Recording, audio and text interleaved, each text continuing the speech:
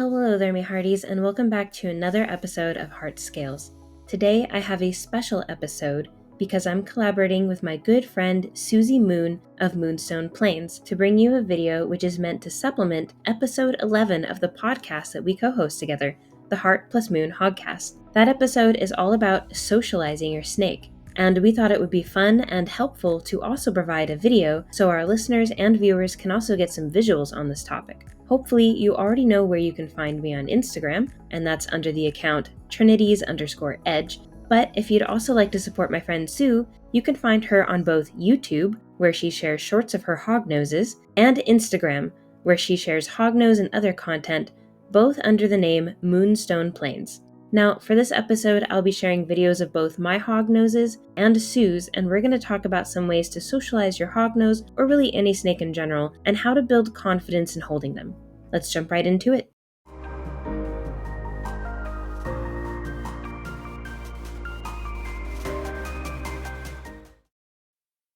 There are generic, broadly agreed upon temperaments for each species of snake. For example, it's widely accepted that ball pythons have wonderful dispositions and tend to be calm and docile. That's not true of every ball python, and even they often start out defensive, nippy, and reactionary as hatchlings. If you've obtained a ball python that's older than a hatchling and it's very curious and handleable, it's possible that someone has already spent some time socializing that snake, or at the very least getting it used to human presence before it got to you. It's also commonly thought that green tree pythons have nasty temperaments. They are bitey and striky and are not snakes that you hold but that you look at. And yet, we have plenty of examples that that's not always the case. There are some wonderful accounts I follow on my personal Instagram of people who have sweet, handleable green tree pythons that are just as docile as any ball python. So it's good to take into account the general temperament of a species, but understand that your snake doesn't know it's supposed to be calm or to be an angry, bitey snake. Each snake is an individual, and you can luck out and get a total sweetie from the get-go, or strike out and acquire a defensive, hissing, tail-thumping, bitey snake that is going to take a lot more work to socialize. I say that not to scare anyone off from getting a snake, they're amazing pets, more to prepare you that this could happen, and if you get a snake that is a challenge, it certainly isn't representative of all snakes, and the reverse is also true. Hi, Susie Moon here of Moonstone Plains. Thanks for having me on your channel, Trin. If the potential of receiving a bite from a snake really does scare you, I actually think hognose is a great option because of a few reasons. The hognose bites are not common. They have a huge list of defensive actions that they'll do before they resort to biting. So when it does happen, it's almost always a food response and not really a defensive act. So there are ways that you can set yourself up for success. And one way would be making sure that you wash your hands really well before you do any sort of interactions. So washing your hands, making sure that they don't have any resemblance to smells of food or animals or mice, that will help you. Another reason is when they do bite, it really doesn't hurt that much. Because they aren't ambush predators, their attacks are a lot slower and you could almost see them coming. It really just doesn't hurt that much. So I think also setting yourself up for success and knowing how to remove them, which is key in making sure that you don't have a reaction for a hognose bite, is so amazing. There's no 100% guarantee to remove any other type of snake. A hognose, you're guaranteed. You pull up on the rostral scale, it'll come off. In fact, getting bitten a few times really helps you to destroy that fear of being bitten, and soon enough, you realize it's really just not that bad. It doesn't hurt that much, and especially with hognose, knowing a proper technique, they're super easy to remove.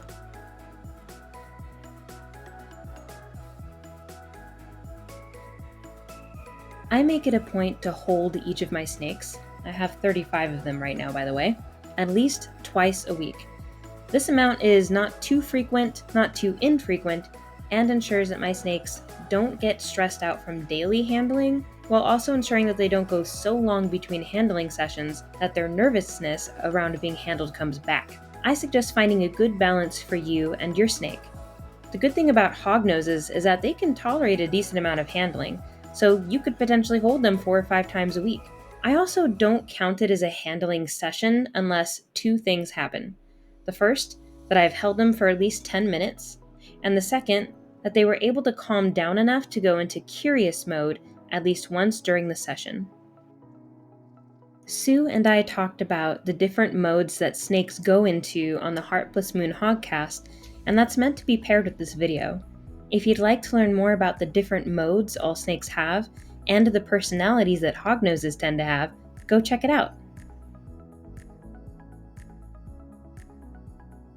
So one thing I've noticed about the behavior of some of my snakes is that, especially with Porpentina, she does not like being pet along her sides of her body. So if you pet her on top of her head, she almost will like lean into the pet and relax and kind of like put her head down. Anytime you start going down her body, as long as you're petting the top, it's completely fine with her. The second you stroke her sides, she actually will move away from you and kind of like nudge you off. And it's not because I'm like rubbing the sides harder. I'm giving her the same amount of gentle pressure, but she just does not like being pet on her sides. Each individual snake seems to have its own preferences.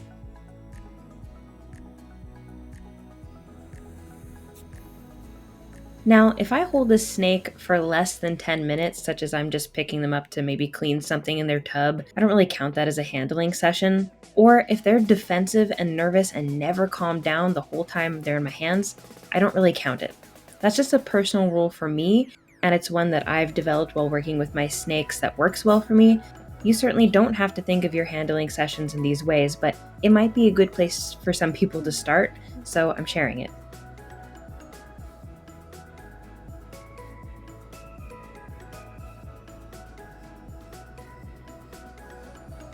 The last thing I'd like to say on handling sessions with your snakes is that it's just as important to end on a positive note as it is to reach a positive place when you're handling them. I like to put them back in their enclosure while they're still in that relaxed, curious mode, and I don't rush them back into their enclosure. Some keepers have learned this trick that you can get your snake to move back into their enclosure much faster if you touch the tip of their tail, but they're going back in faster because they don't like that. It sort of just confirms for them that they do have to be wary around you because you might touch them in a way they don't like as soon as they aren't watching you. For some snakes, it may never become a problem, but you just don't know which snakes are going to start remembering that you always end on a bad experience for them until it's too late, and then you have to work to undo some of the damage from those negative experiences. It's honestly better to just be patient and let them go back in at their own pace. If you're really in a rush, try putting more of them into the enclosure to begin with, and gently pick up the lower half of their body and place it down in the tub, rather than trying to annoy or frighten them into moving faster off your hand. Remember, the point of your initial handling sessions at least is not only to get to know your snake, but for your snake to get to know you. So keeping the whole session as safe, comfortable, and positive for them as possible, including when you put them back in their enclosure, that's the quickest way to build a good, trusting relationship between you and your snake.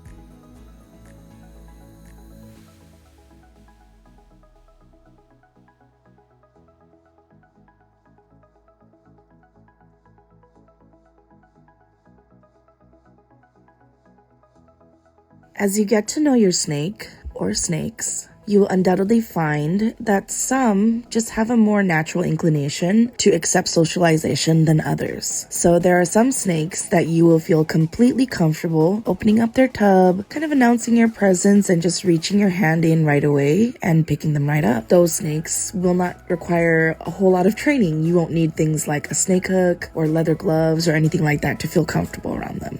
Now, however, there will be some snakes which require a little bit more training, and there's nothing wrong with that. If anything, sometimes it can be a little bit more fun to have a bit of a challenge. So having things like a snake hook if you want, or if you even just want to wear gloves just to have a little bit more confidence, these are tools that we can have on hand to set ourselves up for success. So having a snake hook on hand is handy for snakes that tend to be very food motivated. We call this having a strong feeding response, and it's not uncommon in some hognose snakes. It's also useful for snakes that are very territorial and tend to be much more defensive in their space, but calm down once they've been in your hand. And that's honestly, I would say most hognose snakes can be that way. So sometimes it can be less stressful for them if you use a hook to just scoop them out of their tub rather than putting your big hand, in their face. And as soon as they get into your hand, they calm down right away.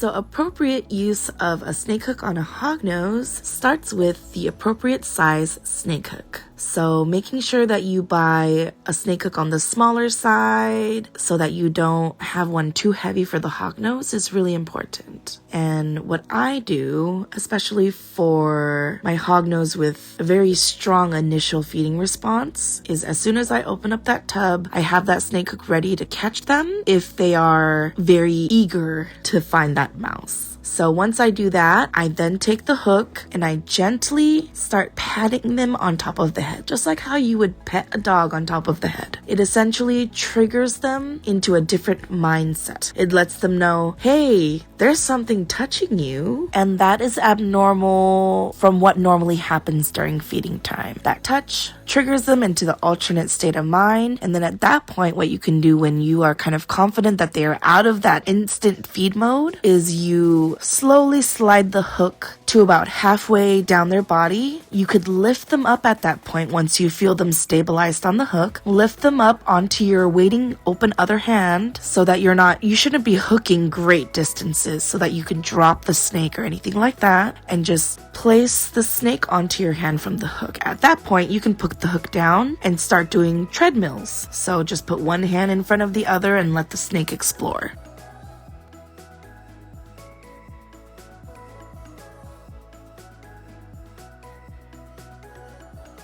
Thank you so much for your help with this video today, Sue, and for that introduction to proper snake hook use. I use snake hooks myself with some of my hognoses and a few other species of snake that I have in the house. Different keepers may use them a little differently. For example, I don't pet my snakes with a hook, which is called tap training, and it's the method that both Sue and the keeper in the Dakota Blue Exotics footage that I showed you use. Instead, I use it to gently stroke the side of my snake's body, but the same general principle of the hook is the same. They are tools for training your snake so that you can communicate better with your snake and build a rapport and relationship with them.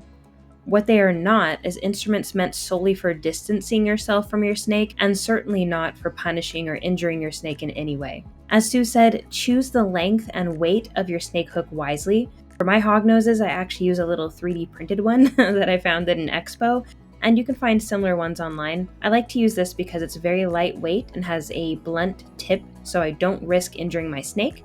For some of my larger snakes, like my retic and my Florida King, I have larger hooks, but still pretty lightweight and no sharp edges. You can even get telescoping ones so that there will be different lengths depending on what you need. Essentially, the main benefit of the snake hook, especially for those snakes with strong feeding responses, is to teach your snake the difference between handling time and feeding time. Like Sue mentioned with the hook, when it's handling time and not feeding time, I make sure to touch my snake's side or head and make it clear that it's not food time. Only do this when you're going to handle your snake and never before offering food. Then they will learn pretty quickly that a pet of any kind or a tap of any kind means no food is coming, and it will make it much safer to pick up your snake at that point. I must stress that there is still always a risk that your snake will bite you. So you still need to pay close attention to their body language, the way that you're moving, etc. The hook merely makes it safer and more comfortable to get them out of their enclosure, but in no way guarantees that no bites will occur.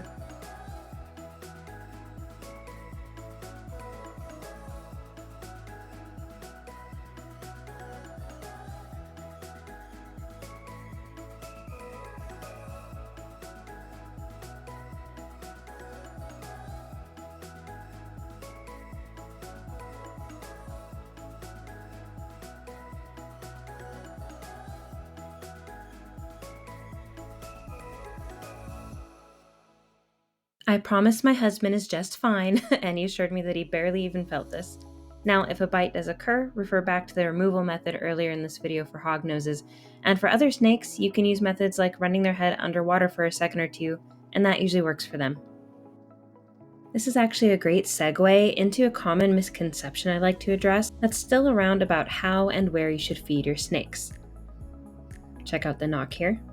Yep. It was once common practice to feed your snake in a different container than their home container, the one where they live at all the time. And the thought was that you'll teach your snake that they only eat in the feeding container and not in their home. The problem is that in order to move them from one container to another, you have to pick them up. So what you're actually doing is associating being picked up with being fed. This can make some snakes more likely to strike at you, thinking that it's mealtime rather than less likely. It also increases stress for some snakes, the whole being picked up and moved into a new space with new smells right before feeding time. And for some of those snakes, are actually putting them into a fight or flight mode, and they may then refuse to eat. So instead of all that, just feed your snake in its home enclosure, which is what both Sue and I do with all of our snakes. When I go to feed my snakes, I tap lightly on the side of their tank, which is what you saw earlier. I call this knock training, and it's my way of letting my snake know that this interaction is about mealtime. Some snakes figure this out right away, like my corn snake Pan, and others can take a while or maybe never understand the connection, but it's still worth doing because of those snakes that do get the connection.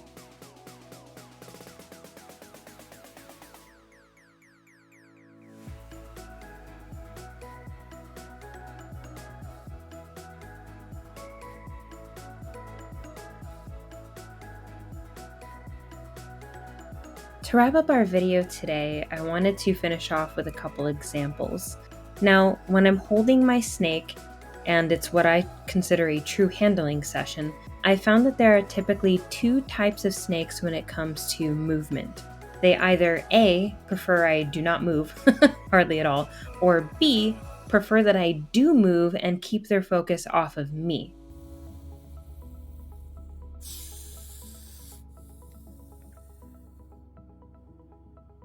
I have a hognose named Nyx, who has been incredibly defensive and hissing and bluff striky from the very first day that I got her, and she still is sometimes. I've tried a few different things with her, and I found over time that for her specifically, the key is to move. Usually, when I have a very nervous snake, I sit down with them, I let them try to regain their calm, and then they eventually start to explore and don't mind me as much. For Nyx, every time I tried this for weeks, she just never calmed down. She never stopped pancaking, which is what I call it when they flatten their heads out and try to look like a cobra, never stopped hissing, never stopped bluff striking at any little movement, and that was with 10 minutes or longer of her in my hands and me just doing nothing. So I experimented, and I highly encourage trying different methods with each of your snakes until you find what works for each specific one. I found that when I walk with her from her rack to my bedroom, she perks up when she's passing by the white walls in the hallway. I'd actually noticed some of my pythons doing something similar before. There seems to be something about tall, white walls that gets them feeling more comfortable, more interested and curious. Then the moment I would be out of the hallway and she started seeing other things, shelves, chairs, other enclosures, any kind of shape really, she would pull back and get hissy again. I realized this was the case because my focus was on her and not on my phone or anything else, and so I started walking slowly back and forth down my hallway and found that whenever I do this, she loses interest in being mad at me and starts trying to check out the walls and getting curious. If I do this for a minute or two, she almost always gets into pure curious mode, which is awesome, and for my socialization rules is a handling session win. I then found if I could get her into curious mode and then take her to my bed or a chair and allow her maybe to explore a little on the covers of my bed or in between my arms so that she still feels secure and not out in the open, she'll even eventually tolerate me giving her little pets and picking her back up again, no problem. This is a good personal example that I have of focusing on my snake, being patient and persistent, and experimenting to find out what puts her into curious mode, the best of all snake modes. I have some other snakes where the exact opposite is best. In fact, my very first ever hognose Truffle, who you've probably seen around, much prefers if I sit down, only make slow, small movements, and let her explore and feel secure in a calm, quiet manner. If I try moving around with her like I do with Nyx, she seems to get overwhelmed. I see her drawing back into herself as if trying to shield herself with her own body, and she flattens, gets very nervous. But if I just go sit in my gaming room and give her a minute to relax, she'll be calm and curious and start exploring again, even letting me touch her gently and rerouting her when I need to. And that's what works best for Truffle. All in all, I found that some snakes prefer you to move and some prefer that you don't. And that's a trick I've come up with that works really well for pretty much my entire collection of hognoses, pythons, house snakes, and other colubrids. And I've also found that some snakes prefer to be touched on the head, some prefer to be touched on the side, some just really don't like to be touched at all, some don't seem to care whether you pick them up straight out of the tub, some need you to use a hook. If you take nothing else away from this video today, then remember this: experiment. If you have a snake that is never calming down in your arms, try sitting in a different room. Try walking down a hallway a couple times. Try letting them explore between your legs while you sit on your bed. Maybe even take them outside if it's not cold or rainy, and let them get distracted by all the smells. Don't put them on the ground though, just keep holding them. Try talking to them, try staying quiet. Heck, try wearing long sleeve shirts or hoodies, and try wearing short sleeves and having them directly on your skin. I've even found that to make a difference. Pay attention to what seems to perk your snake's interest and makes them forget to be defensive, and then make sure you end on a positive note.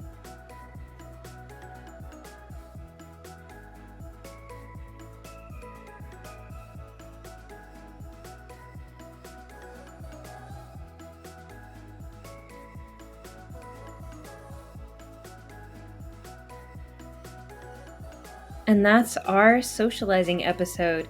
Another special thank you to Sue from Moonstone Plains, who collaborated on this video with me. And thank you to all of you for watching and learning with us. If you like what I do here, well, like, subscribe, comment, and acquire snakes. Until next time, bye-bye now. Bye-bye.